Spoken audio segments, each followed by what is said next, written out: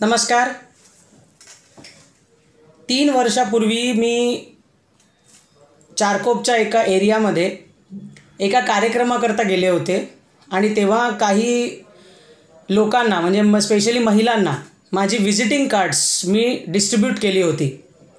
आज अचानक ऑफिसला माझ्या 2 मुली ते व्हिजिटिंग कार्ड घेऊन ऑफिस शोधत आल्या। एक मुलगी होती 17 वर्षाची आणि एक होती 10 वर्षाची। त्या दोघी आल्या, घाबरलेल्या होत्या। त्यांना मी बसवलं, पाणी दिलं आणि म्हटलं काय झालं। त्यांचं असं म्हणणं होतं की मॅडम, आमचा बाप म्हणजे आमचे वडील, मी थोडी रिस्पेक्टलीच बोलते पण त्या बोलत नव्हत्या, ते आमच्या आईला दारू पिऊन घरात प्रचंड मारहाण करतो। आम्हाला ती ऐकवत नाही। आम्ही काहीतरी निमित्त काढून घराच्या बाहेर थांबतो, नाहीतर मैत्रिणीकडे पळून जातो। परंतु आता असह्य व्हायला लागले म्हणून कुठेतरी तुमचं कार्ड मिळालं आणि त्या पत्त्यावर आम्ही शोधत आलो।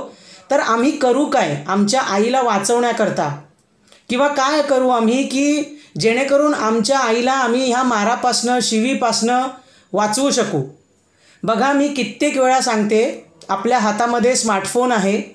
100 नंबर आणि 103 नंबर हा आपल्या महिलांच्या सुरक्षिततेकरता पोलिसांनी चांगलाच उपलब्ध करून ठेवलेला आहे। आता तर निर्भया स्क्वॉड ही म्हणजे 4 व्हीलर पोलिसांची, ज्याच्यामध्ये 2 महिला अधिकारी असतात, त्यासुद्धा आपण जर डायरेक्टली फोन केला 100 नंबरला आणि 103 नंबरला, तर ज्या ठिकाणी तुम्ही आहात काही प्रॉब्लेम होत असेल तर त्या ठिकाणी ती 4 व्हीलर 5 ते 7 मिनिटात किंवा 10 मिनिटात येऊन पोचते महिलांच्या मदतीकरता। ही गोष्ट आजसुद्धा कित्येक महिलांना माहिती नाही आहे। प्रयोगतत्वावर कधीतरी 100 नंबरला कॉन्टॅक्ट करा, कधीतरी 103 नंबरला कॉन्टॅक्ट करा आणि त्यांना विचारा, कारण पोलीस अधिकारीच तिकडे बसलेले असतात की महिला पोलीस अधिकारी, की मॅडम मी अशी महिला बोलते आहे आणि मला हे विचारायचं आहे की 100 नंबर आणि 103 नंबरला जर मी कॉन्टॅक्ट केला तर माझ्या मदतीकरता 10 ते 15 मिनिटात गाडी उपलब्ध होऊ शकेल का। अशा प्रकारचा कॉल करून बघण्याची जबाबदारी देखील तुमची आहे। बघा, काल मी स्वतः ॲडव्होकेट आहे। काल मी संध्याकाळच्या वेळेला 7 ते 8 फोन केले, परंतु कोणीही फोन उचलला नाही। मग मी माझ्या एका पोलीस मैत्रिणीला फोन केला, तेव्हा तिने मला अशी माहिती दिली की संध्याकाळी 7 नंतर हे जे निर्भया स्क्वॉड आहे हे सगळ्या ऑल ओव्हर मुंबईमध्ये फिरत असतं, महाराष्ट्रात फिरत असतं। त्यामुळे फोन कॉल्स बिझी असतात आणि महिलांच्या सुरक्षिततेकरता ही जी वेळ आहे संध्याकाळी 7 ते सकाळी 6 वाजेपर्यंत, ती आमच्यासाठी एकदम पॅक असते।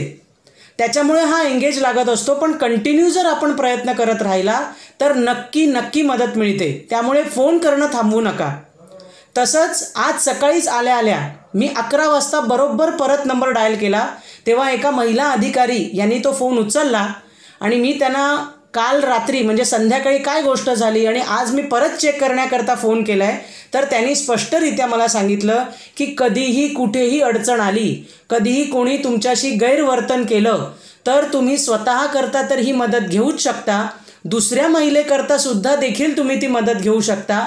तर ह्या फोन नंबरचा उपयोग तुम्ही महिलांनी केलाच पाहिजे। त्या मुलींना दोन्ही नंबर आज मी दिलेले आहेत आणि त्यांना सांगितलेलं आहे तुमच्याकडे फोन नसेल तर बाजूच्या कुठल्या तरी शेजाऱ्याकडे जाऊन सुद्धा तुम्ही फोन करा।